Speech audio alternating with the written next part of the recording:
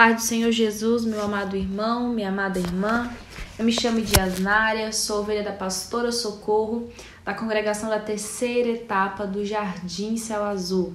E é um imenso prazer estar neste dia reunido com meu irmão para falarmos um pouquinho mais sobre a palavra do Senhor Jesus.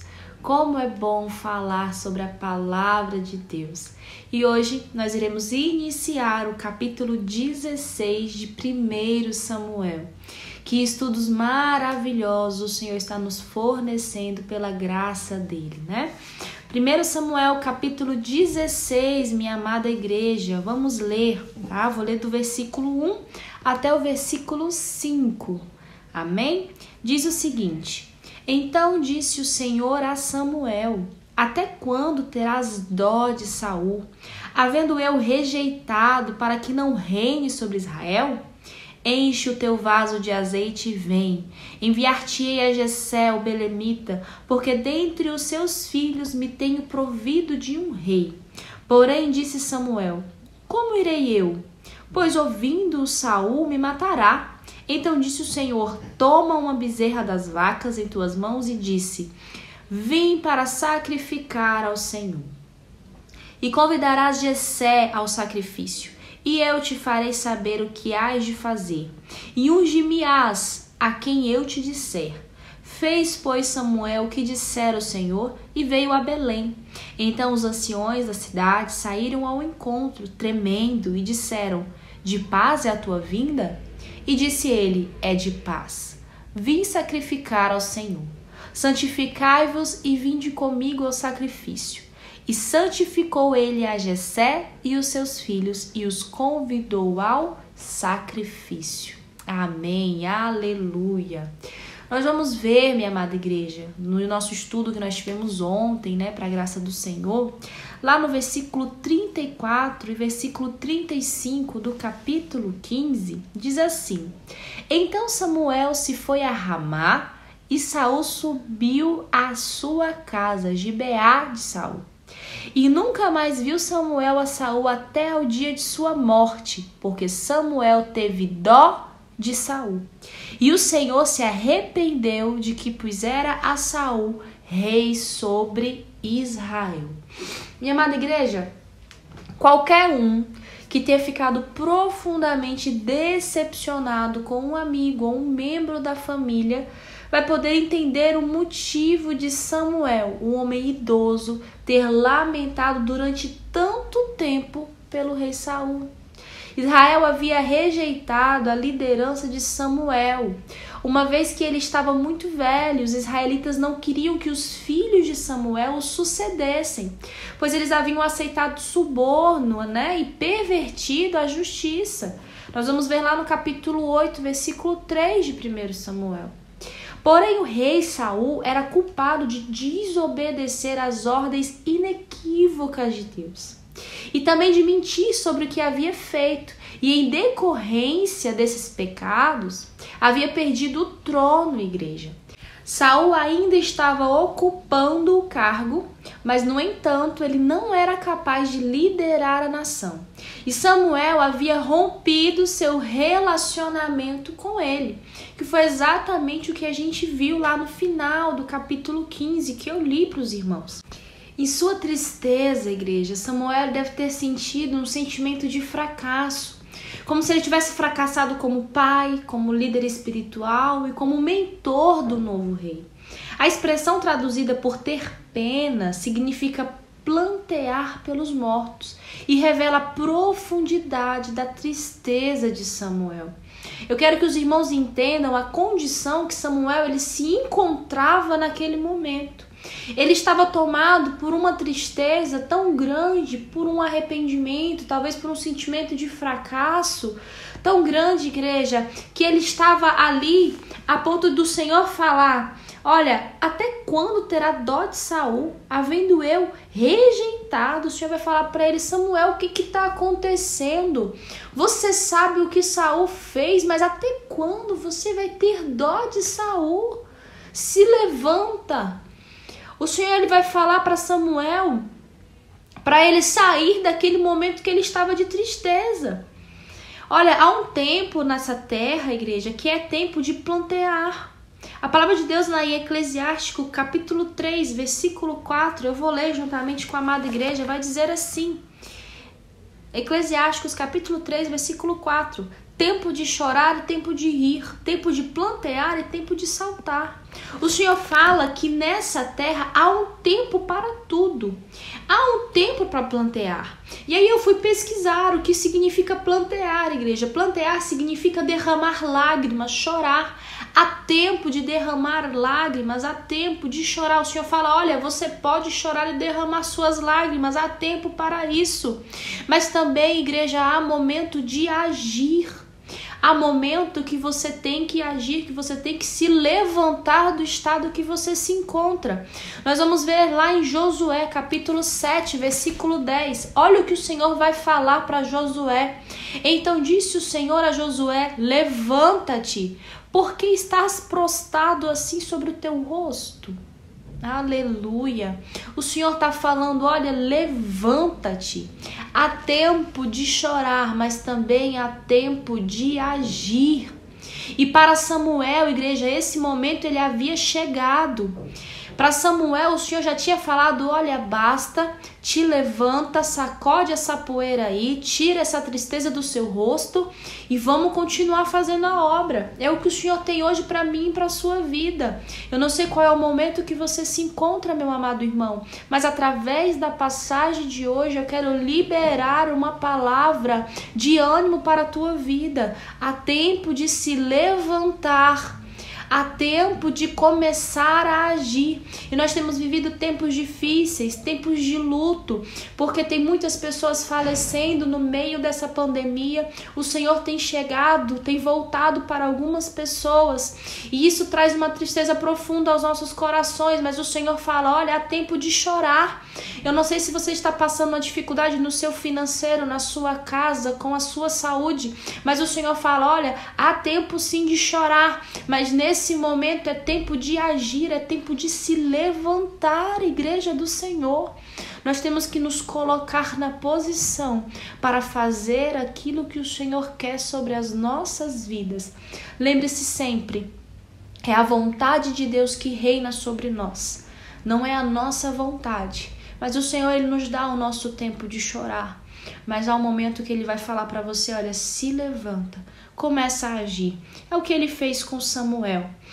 E esse momento ele tinha chegado para Samuel.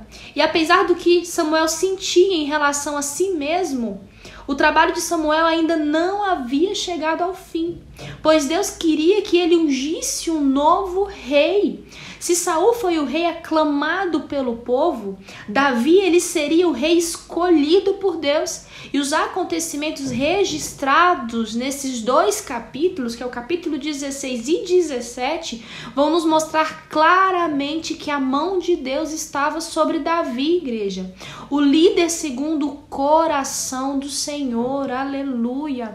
Nós vamos ver que Davi é o homem escolhido por Deus, segundo o coração de Deus, para reinar sobre Israel.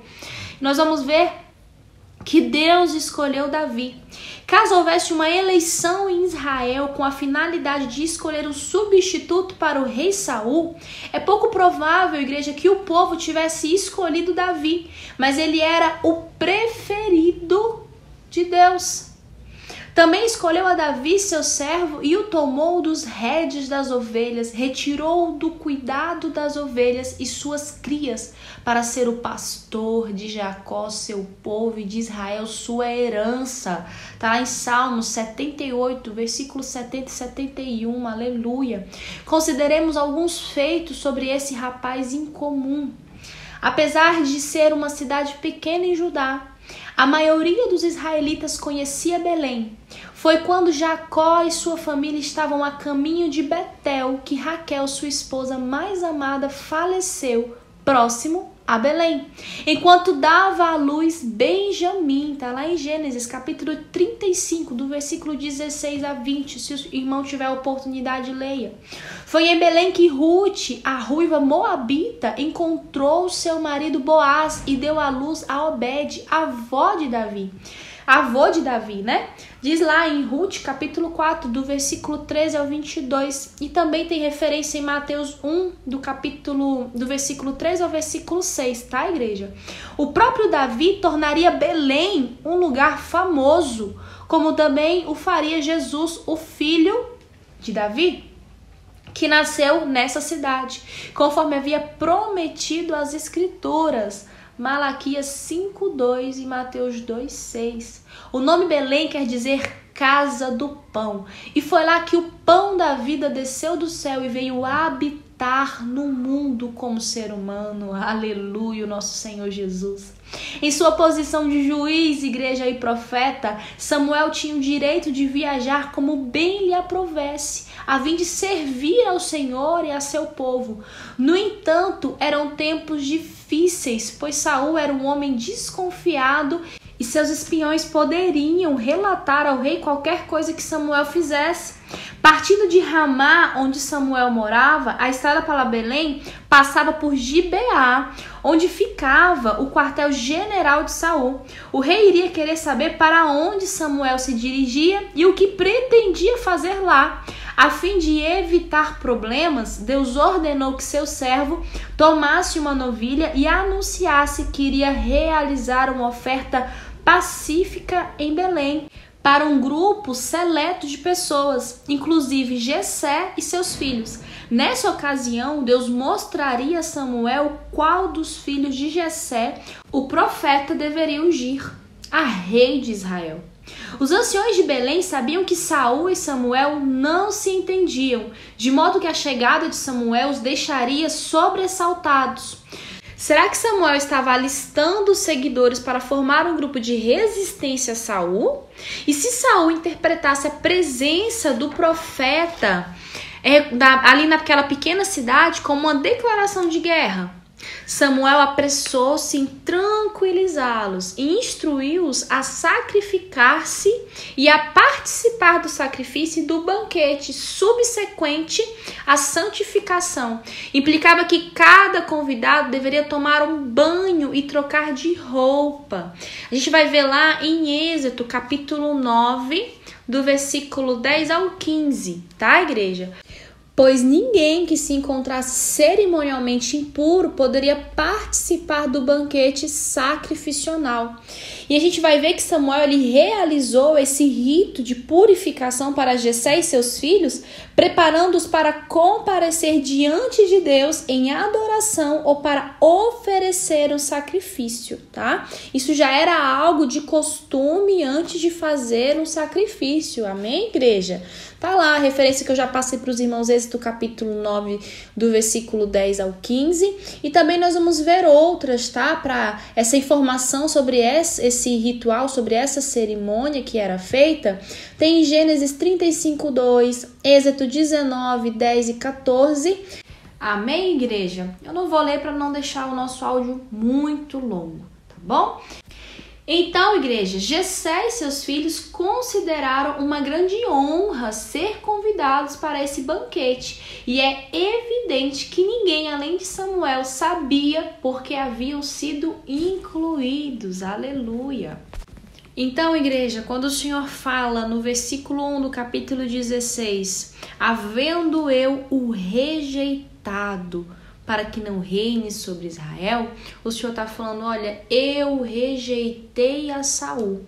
E o povo, ele ainda não sabia dessa rejeição, tá? E Saul, ele ainda fingia ser o rei da terra. Deus, ele pode rejeitar a pessoa e os homens ainda o aceitarem. Mas por fim, igreja, o julgamento do Senhor cai sobre essa pessoa.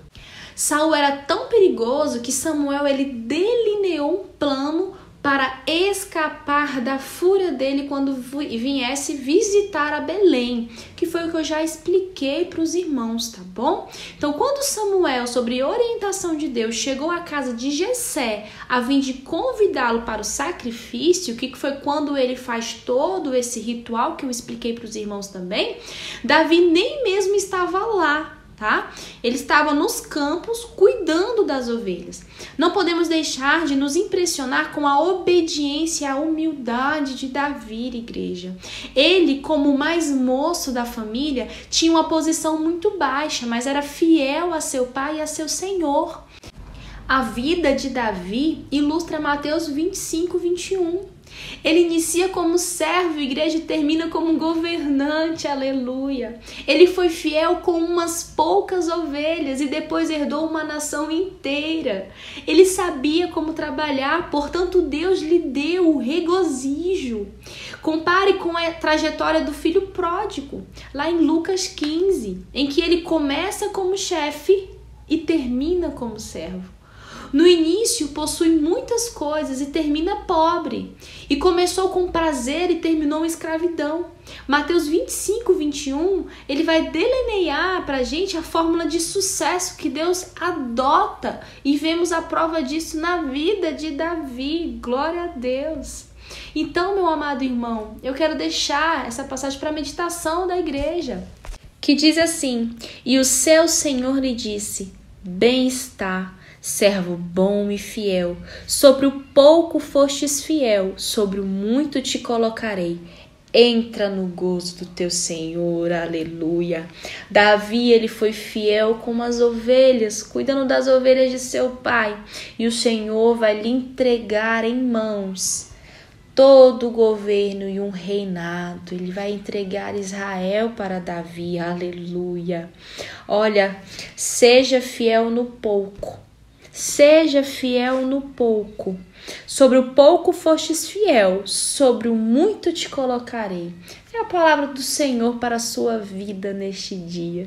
Que o Senhor possa te abençoar, meu amado irmão. Seja cheio da presença do Senhor e que o seu coração possa ser guardado.